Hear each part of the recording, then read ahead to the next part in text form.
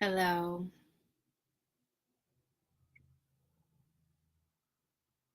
So, this is a story that I wanted to tell a couple months ago, and it got added to the list of topics, my epic and endless list of topics of things that I want to talk about. And, as things go on, it sort of goes like, oh, no, I should do this one instead. I should do this one instead. And hi, it's nice to see those of you who are joining.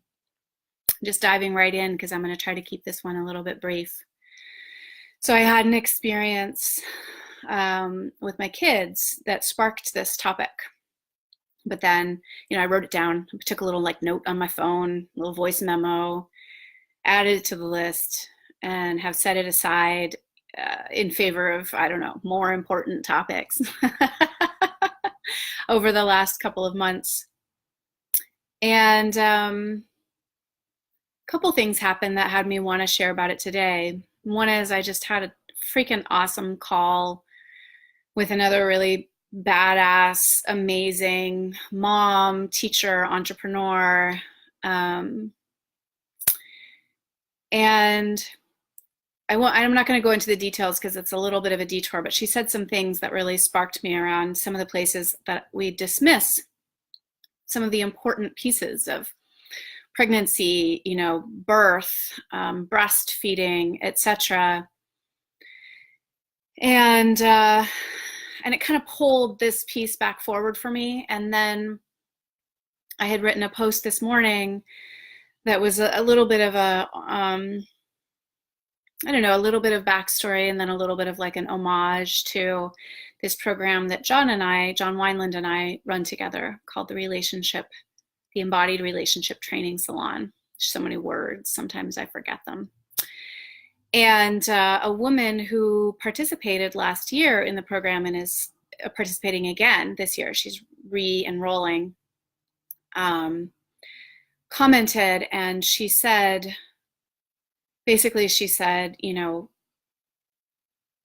now I'm gonna butcher it, but she was saying, like, I knew that I would be personally impacted, and I knew my relationship would be impacted, and that they were more impacted even than she could have imagined or predicted. But what she really couldn't even have predicted, there was no, she's like, I had no idea how this was going to impact me as a mom, and how incredibly this has improved my relationship, like just who I am as a mother, and then my relationships with my children. And she was thanking me for that. And I mean, it brought tears to my eyes, because this is this thing, like, that my first line here, like how we often dismiss motherhood because it doesn't make us any money. I realized, like, yeah, we don't freaking sell that. Like, I can't sell. I mean, everybody wants to have better relationships with their kids, and everybody knows parenting is hard, and there's all these things, but or even this piece of like we never sell. I don't sell any of my work, or John and I don't sell the program, like talking about how it's going to improve your relationship with your kids, because like nobody's going to pay money for that. And we don't pay money for it because the thing itself doesn't make us money, or it doesn't it's not sexy.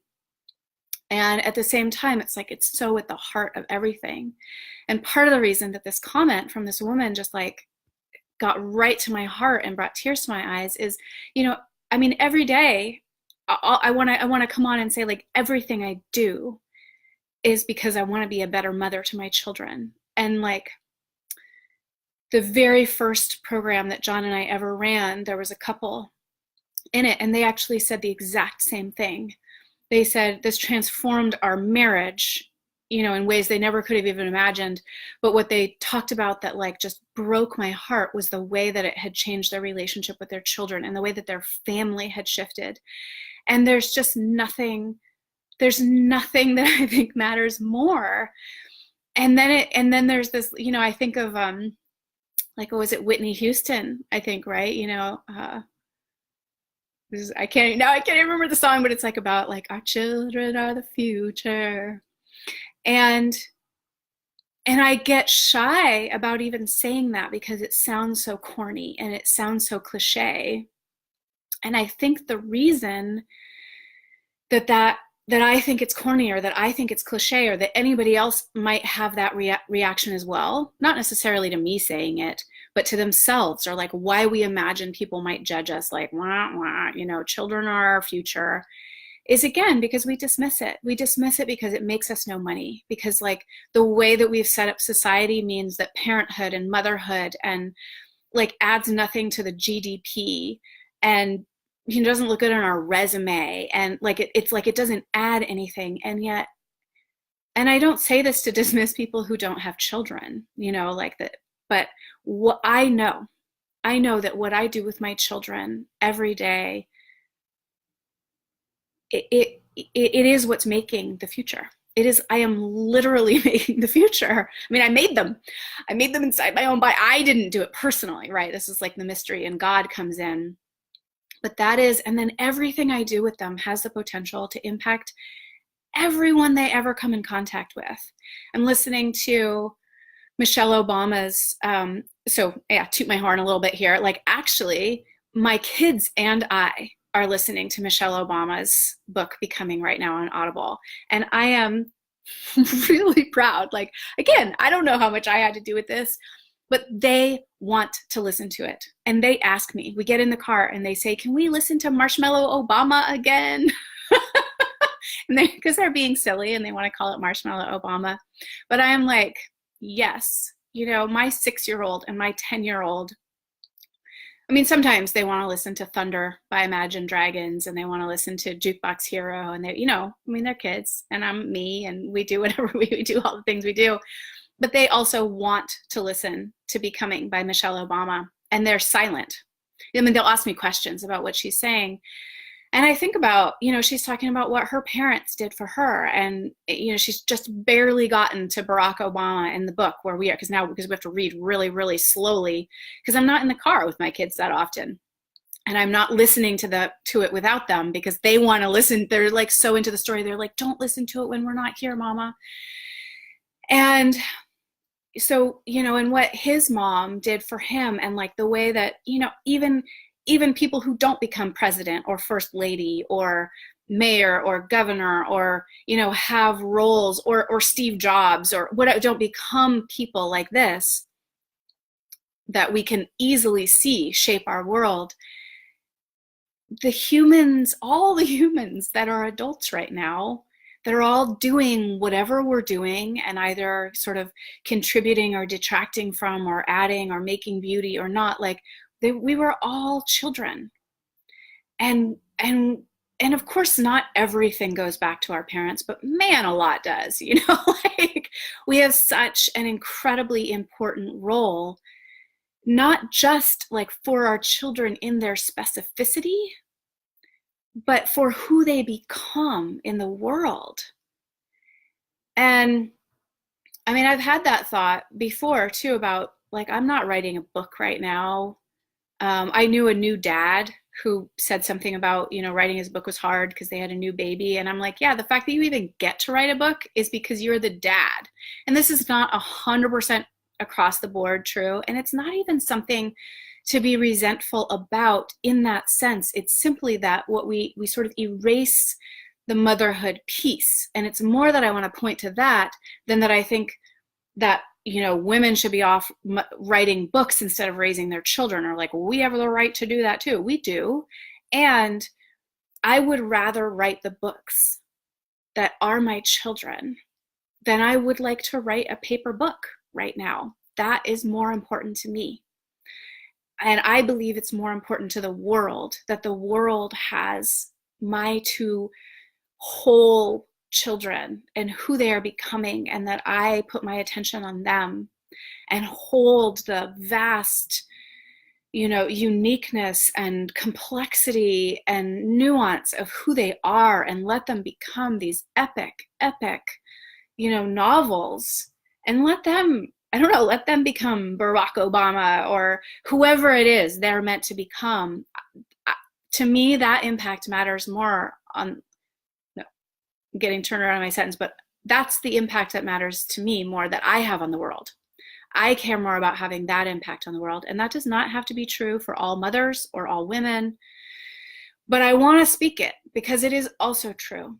And I know, I say it for every mother out there, that you are all writing books. You are writing books, whether you write a paper book ever or not, whether you consider yourself, like, you are putting something of priceless value into the world. Every single moment, that not even that you just spend with your children, but certainly that you spend with them, every way that you create life that they step into and that they walk through, it is creating something precious in this world. We simply don't put a dollar amount on it. And it's easy to dismiss, like, even kind of in the positive side of that, we can say, like, well, it's priceless. And it is. But you know what? Everything is priceless. But it's easy to dismiss the value of things that we never put any monetary value on, because that is how we measure value. So, is the more important thing to do in the world right now to completely change the system of how we allocate value? Maybe. Or is it to actually put some dollar amount on mothering work or parenting work, or the work of carrying a child in your body and then birthing that child in whatever way you do, the work of breastfeeding that child, what is this? Every day that I have stopped work early so that I can pick my children up from school, what if we did put a dollar amount on that? It would never be enough, but it's the same. Like, I could never charge what any of my knitting is worth either, because nobody wants to pay fucking like $70 for a hat or a scarf. You can't, there is a lot of work in this life. It's true for all artists. Like, I have a teacher who does the most exquisite beadwork, and she could never charge what that actually costs if you put a dollar amount on her time and her attention and her, all of these kinds of things. And yet we do.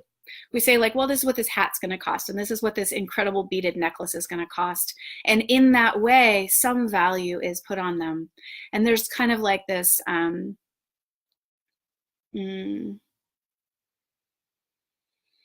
I don't know what but it's like lip service gets paid to the pricelessness of parenting and mothering. And yet somehow we never get to say that it's actually worth something. With this mom that I just talked to, and then I want to kind of talk about these second pieces, because this is where the story comes in.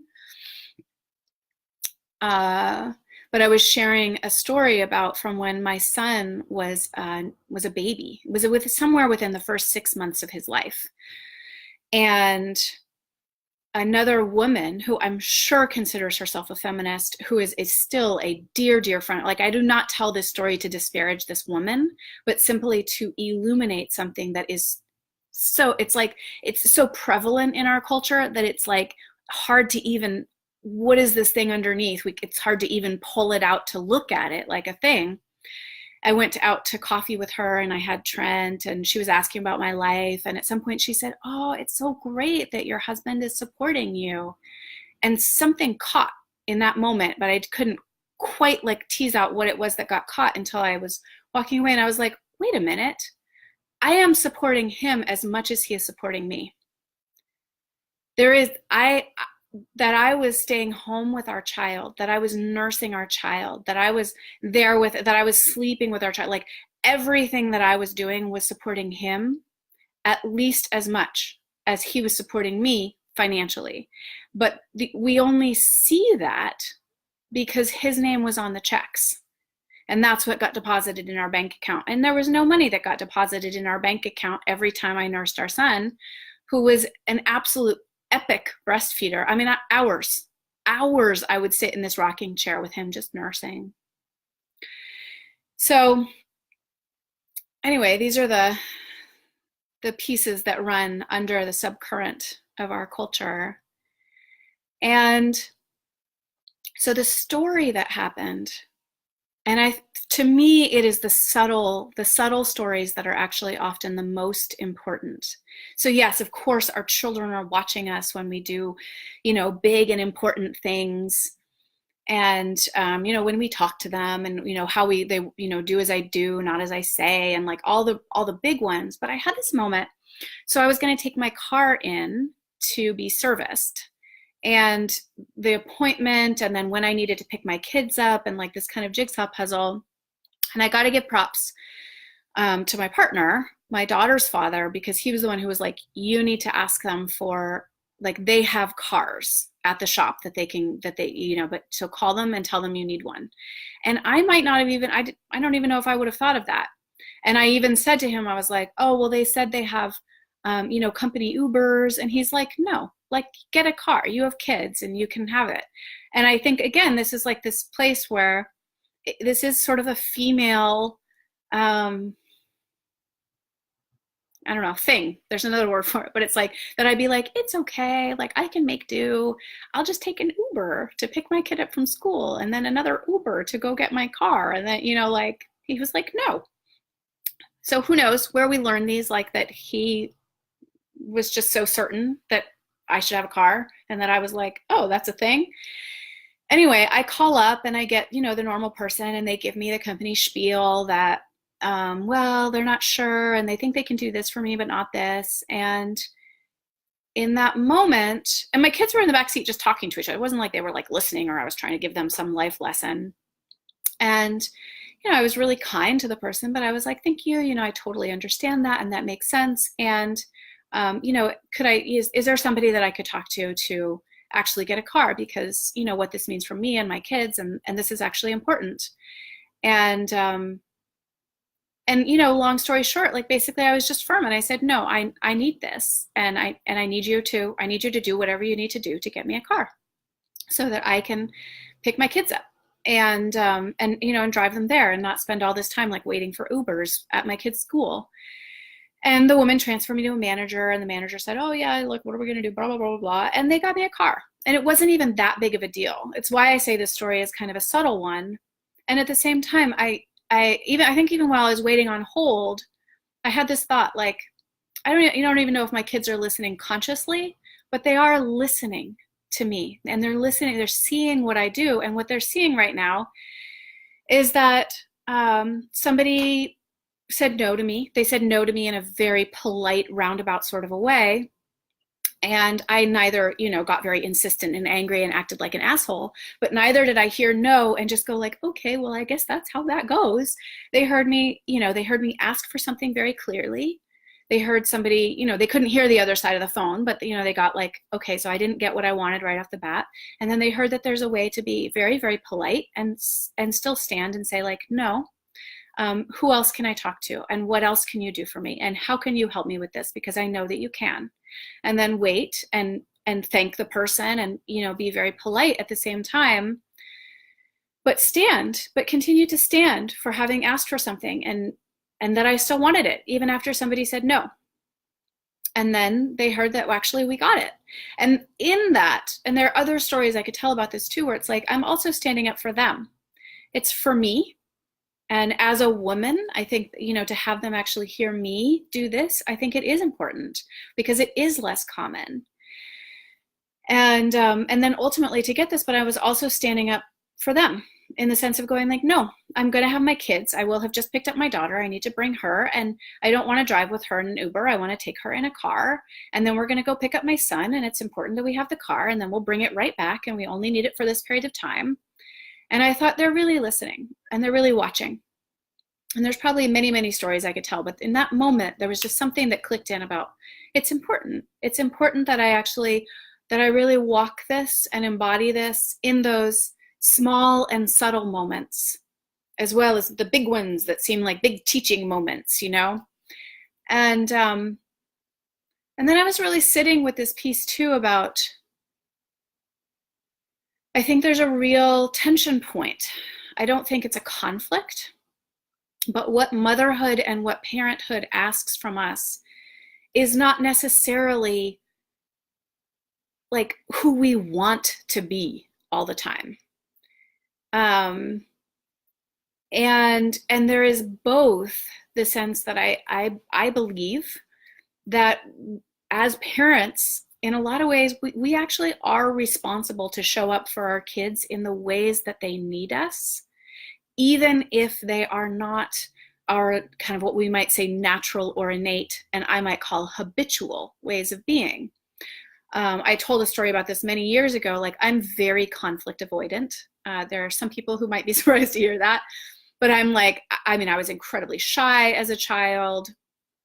And to this day, I am incredibly conflict avoidant, and I would just much rather, like, let's just pretend like that never happened, all my work, and I do all this practice that is like not that. But at the same time, so one of my children was having some conflict with another neighborhood child, and my response continued to be that when that would happen, like, we would walk away, and I was like, just don't escalate, and if they're not treating you the way you want to be treated, you don't need to yell back, you don't need to demand. Like, a lot of times part of what was happening is that my child would be talking to this other child, and the other child would just ignore them, and that drove my child bonkers, like more even than if they'd been mean. My kid was like, duh, don't ignore me. And I was like, just walk away. If someone's ignoring you, just leave them. There's somebody else who wants to talk to you. Like, let's go inside, let's read books, we like each other, and my child was like, you should tell them they have to answer. And, and I was like, well, I'm not their mother, and these kinds of things. And then kind of slowly, I was a little bit slow on the uptake, but slowly I was like, oh, you want me to have a different response than what I consider to be kind of like my natural or my habitual response. And not only that, you want a different response from me than the response I wanted from my mother.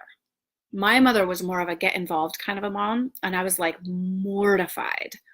My child was asking for something totally different than what I wanted as a child. And for me to pay attention to my child meant seeing that they wanted something different and then being willing. So ultimately it came down, I was like, oh, you want me to talk to that other child's mom? And he was like, yeah. And he would say things like, do you tell him that, she's stupid? Or I was like, well, we're not going to do that, So, of course, you don't do exactly what your children want necessarily when they're like 4 years old. But I was able to go like, oh, you want me to actually talk to that other child's mother about what's happening?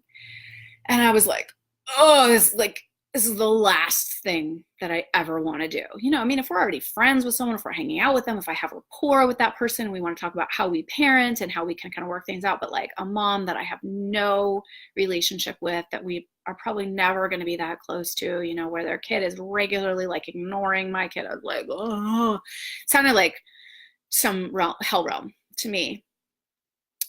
But I realized in that moment, for me to truly parent my child the way that what they needed, something they needed me to be able to bring, it required me to step out of my comfort zone and actually, like meet this other child in a more direct way and meet their mother in a more direct way.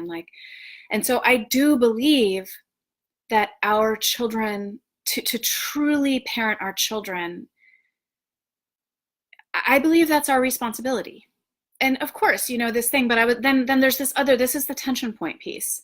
And again, you get to parent your children the way you want to. Like, I am not here to tell you what to do, but I do believe that this is actually really important, to be able to look at our children and see what they need that is different than what is like our innate way of being or our habitual way of being. And even, people will talk about like, be the parent for your child that you always wanted. And it's like, in that moment, I was like, oh, that's not true. That's very self-centered. Like, oh, I'm going to give my child what I wanted as a child. Like, that's actually a very, very self-centered way of parenting. No. I need to look at my child and see what are they asking for, and then be willing to bring that to them, even if it's hard for me. Now, the tension point for this, and this is the part about that I think they're feeling us more even than, do as I do, not as I say, and these or do as I say, not as I do, or whatever, or to, to actually act in these ways, is that I do believe our children are feeling us, and that we could behave in certain ways, we could say all the right things, we could, but like, if we are, as a mother, thinking that like, oh, well, my child needs me to be home, every day when they come home, and I need to have freshly baked cookies, but like I'm dying inside, my child will feel that. And so for me, it's truly finding this tension point of like, even, my daughter, she's like, Mama, I don't want you to go away for work. And I travel for work. Now, I don't travel for work every week, and I don't even travel every month.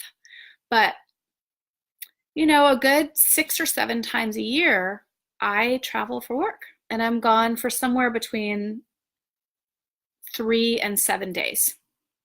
And she is well cared for by her father, and I have, and she doesn't want me to travel that much. And I have really taken to heart looking and going like, okay, what is um, essential and necessary actually for my business and for my development as a teacher and an entrepreneur? Like, what is actually important that actually happened to keep this? And then also, what is essential for me? Because I do what I do because I'm good at it, but also I love it and it feeds me. And there is a piece of the in-person events that feed me in a way that the virtual work probably never will. It's incredible. It's, life-changing. It's impactful. It does nourish me. But, again, somewhere about like 6 times a year, some piece of either going and doing my own training. Because when I travel, 6, 7 times a year, that's me doing my own training. And it's me going and teaching, and I teach a couple of women's retreats, well, 2 or 3 women's retreats a year. I teach a couple co-ed events a year. And then I go and I do my own personal training a couple times a year. And I've really had to hold, my daughter and be like, yeah, like that's the mama you got. And I don't even know what I believe in terms of like, well, do we fully choose our parents? Did she choose it? Is she here? Is this like her karmic path? Like, I don't know, but it is the mom she got. And so there is some dynamic tension. And I believe especially for mothers, because again, this is not 100% across the board, but it is a lot. It is a lot of the time that mothers and again, and then this changes with, I'm just realizing, we have a lot of families in our life that have same sex parents. So that's a whole other piece. But when there's heterosexual relationships, I do see that it is consistently more often the female who bears the brunt of, stopping work early to be with the children after school, that does most of the drop-offs and pickups, that does, sits and helps with homework more often, that does most of the dental and doctor appointments, that like just these pieces of like tending to our children, that does the lunch boxes, that makes sure that everybody knows when the school plays are, that goes to all the things, this kind of like they really hold that.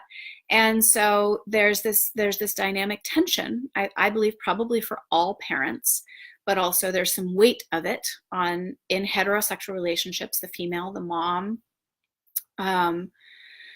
of what is it more at an energetic level that's being asked of me to meet my child in who they need me to be, to parent them, to mother them. And at the same time, kind of owns and honors and says, yeah, and this is the human I am. This is the woman I am. And this is the mom you got. And I'm not perfect. And I'm going to do things that aren't your favorite. But I'm also paying attention to you, and I'm going to stand up in ways that might be uncomfortable for me because it's what you're asking for. Or I'm going to step down. This was like for me with my mom, there were times when what I wanted was for her to step down and step back. And there were times when I think she didn't see that. She couldn't tell that what I needed was something softer, and I needed her maybe to see me and to care about my experience, but not to like just come forward with her fists ready to fight for me, which is what at least one of my children wants more of from me. Like I'm like, oh, but he's like, yeah, I want you to fight for me. And I was like, I want you to step back and not be so forceful. And so how do we pay attention to our children and go like, okay, so maybe I'm innately more shy, or I'm innately more ready to fight, but because my child needs this, and not 100% of the time, right? Like, does that mean that I'm never going to step back and see how things go and we're just going to talk about things behind the scenes? Or that another parent might never like really stand up, but to be able to pay attention and then simultaneously also go like, yeah, and you got a mom, like, My kids have to deal with like they got kind of a perfectionist neat freak mom. I mean, you would never know it coming to my house. My house is like a fucking mess all the time, but this is a huge area of growth for me. The fact that children are like messy and chaotic and loud is so hard. And I'm pretty honest with them about that. I'm like, "Oh my God, I can't handle like the level of noise right now. I need you to stop because I can't handle it. Like you're not doing anything wrong, but I can't handle it. Or I need you to take it outside." Or like, and that's the mom they got. And some pieces of that are never going to change. So I think the most important piece I want to end here with that on that piece is that I do believe, like, I believe that yes, absolutely, we can expand. Like, we have so much more range and capacity just in life, but in terms of what we can bring for our children than we might imagine. Like, well, I'm just like this.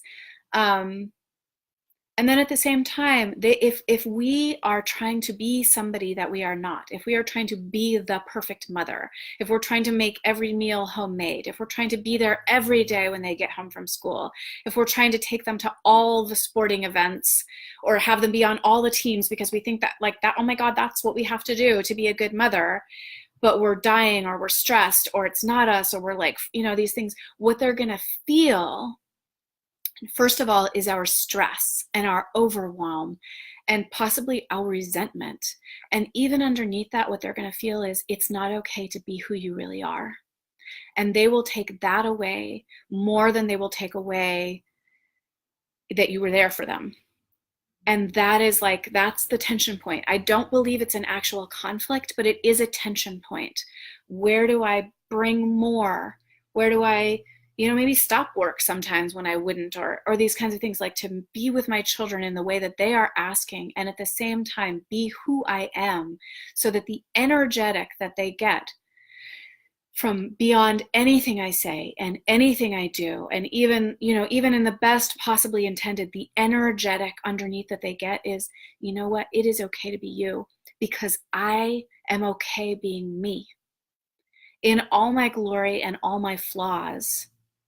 I am going to actually walk the path that it is okay to be me, and through that they will see that it is okay to be them, more than anything that I could ever tell them about like who you are is good and right and be you. And like, and even if I treat them that way, if I don't treat myself that way, they will feel it.